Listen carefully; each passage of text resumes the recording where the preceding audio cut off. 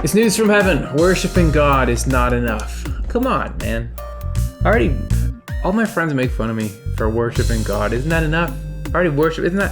How are you never satisfied? Today we are going to be looking at, we're looking at worshiping. We're also looking at useful functions. Is anybody still watching? That stuff is cool. I'll tell you why. This is why we're here. This is what we talk about every week, is how do we get ourselves into this state in which what's good and true is running everything? How do we I gotta get in the flow, man. There is a flow and we gotta get in it. Let me explain. You have life and you have just destructive stuff. All the stuff in the human mind. Think about, I've just been noticing recently how much my anxiety will affect my digestion and just, look, there's so much stuff that doesn't need to be coming in.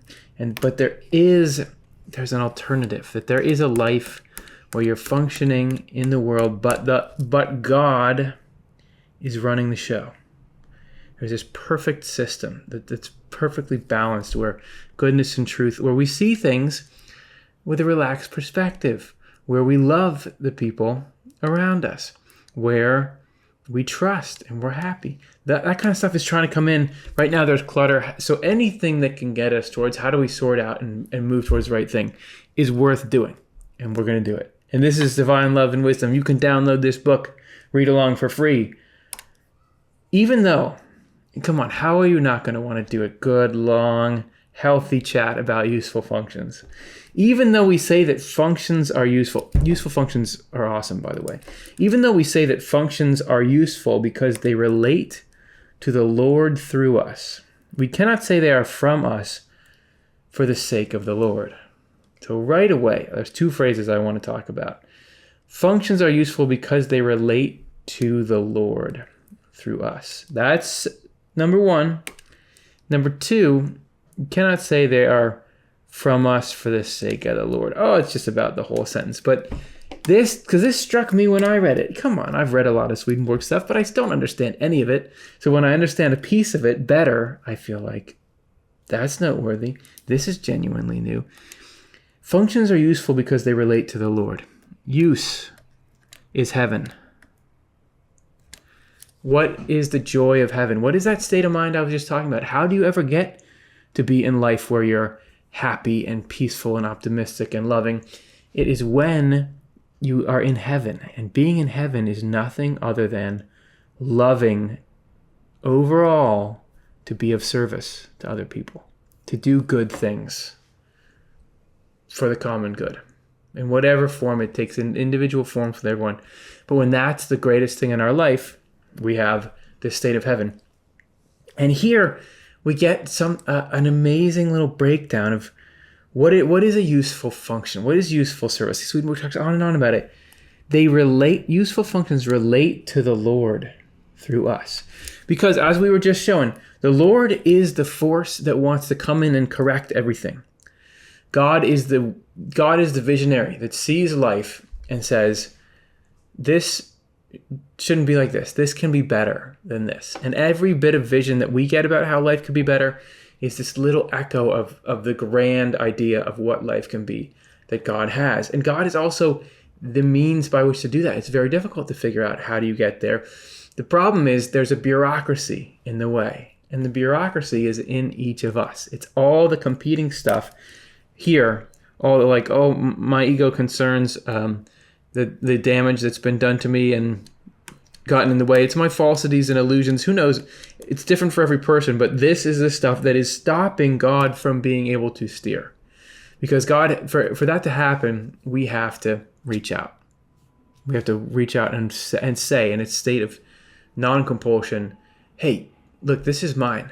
This life is mine, and I want to partner with you. I want to let you, can I make you CEO of my life? That is what leads to heaven. You don't have to have heaven, but if you want heaven, that's what leads to it. They relate to the Lord through us. Look at this, I'm obscuring the very thing I'm trying to talk about. They relate to the Lord through us. What is it to do good? What is it to be good? Because the Lord, like we were just talking about, is this greatest ability and desire to do good. Anything that relates to the Lord. Use is the Lord. I hope that I'm making a point here. Use is the Lord, because in every situation, the Lord is the potential there to make it better. So something is useful or good. How do you determine if something's good? It's because it brings the Lord a little more in. Brings a little more of the Lord in to a situation. If you want a blanket term or a blanket definition for, well, I'm trying to do good, what is good? Every bit of good is to bring the Lord a little more. So useful functions relate to the Lord, because everything good and true is you're enacting something God wishes would happen. Okay, all right, that's point one. But they relate to the Lord through us. We cannot say they are from us for the sake of the Lord. Even though we're doing what the Lord wants, it's not for the sake of the Lord. They are from the Lord for our sake. Because all useful functions are infinitely united in the Lord, and none of them are in us except as gifts from the Lord. The Lord doesn't need us to do stuff. I wish I could really... It's this weird thing, because of course he wants life to get better. And of course the bureaucracy in us is keeping it apart. But okay, it's not because the Lord... Right, here we go. Now I think it's clicking into place in my little brain. It's not because the Lord says, man, I really want that to happen because I would think it was cool. That's my style. That's my jam. I want that to happen. It's because they are for us. All the function is for our happiness. We're not working to make God happy. All useful functions, God's already got it. All useful functions are infinitely united in the Lord. None of them are in us except as gifts from the Lord. In essence, yeah, God is doing us a favor. Here, you can hold this thing, you can do this thing for you. And this is going to tie into worship here. It's for you. It's for us. That's nice. I'm not saying life isn't hard, but that's a nice sentiment. We can actually do nothing good on our own, only from the Lord. And the good we do is what we are calling useful functions. It is a really useful psychological tool to be able to say, well, the Lord's going to do what's good, because hell's going to come in. The dark clouds of the mind are going to come in and say, look, you have potential that you're wasting. You could be doing this thing better. To be able to say, well, I can't do anything good. Let me flip the script on you. I can't do anything good. Only the Lord can do good things. If the Lord wants to do that, then the Lord can do it. Telling you that chases the clouds away. The essence of spiritual love is to do good for others for their sake and not for our own. This is infinitely more so in regard to the essence of divine love. If you think there's God who wants to be glorified for his own sake and wants the purpose of life is, let's feed my sense of, yes, you're worshiping me. Of course not, because that's not what we admire in people. What we admire in people is, and what we know true altruism is to do something for others for their sake. God is that to the nth degree. The essence of spiritual love. Yeah, right. It is like, give us an example, would you? It is like the love of parents for their children. They do good for them out of love, for the children's sake, not for their own sake. We can see this clearly in the love mothers have for their little ones. Not all moms are great all the time, but it's a great example. That you just get taken over by this, like, this person is now the priority number one. That's motherhood, that's parenthood. And think about that. Think about that we are occupying that spot for God. If you've ever had a kid you were in charge of, maybe one who is waking up at 2:30 and will take several hours to rock back to sleep, 2:30 in the morning I'm talking about. Knowing that's all that matters. Or I remember when our daughter was little, when we would get out of a doctor's appointment and she was healthy, like she checked out and she weighed right and everything, that feeling was so cool because their well-being is what's up. You probably don't picture God having you in that spot, like you are the newborn baby to God, because you just think of, oh, God's way out there and distant. Am I living up to God's expectations? Does God really care? Why is God such an absentee parent? That's powerful. People believe that because the Lord is to be revered, worshipped, and praised.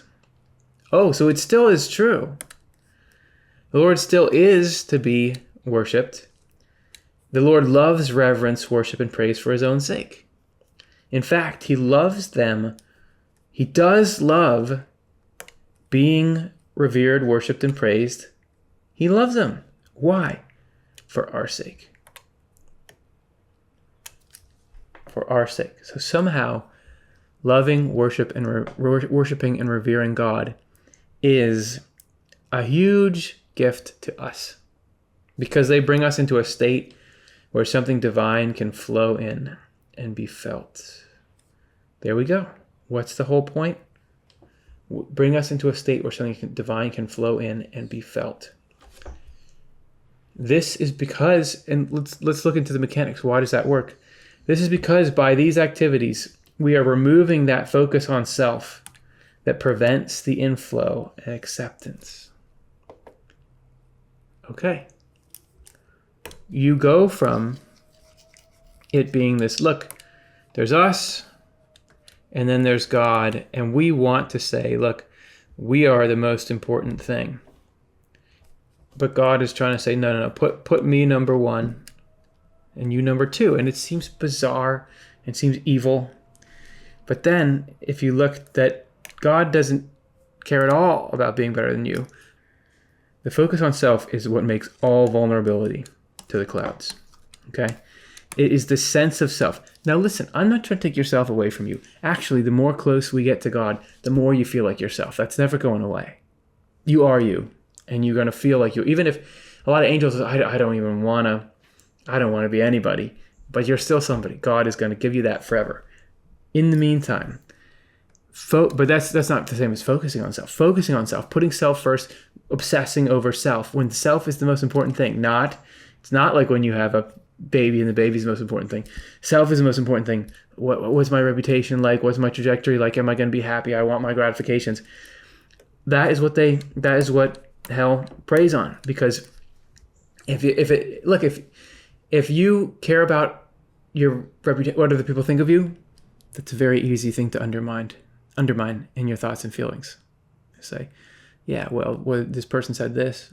What do you think? Do you think they meant this? Or look what you've done or you haven't done. But if the focus is on the Lord and you're saying, look at how, hey, when you know really what the Lord is, love to the human race, altruism, giving to others, when you say that's so awesome, thank you as the source of that, I love what you stand for, I love what you are, then that is very, very hard for the head wither to get a hold on.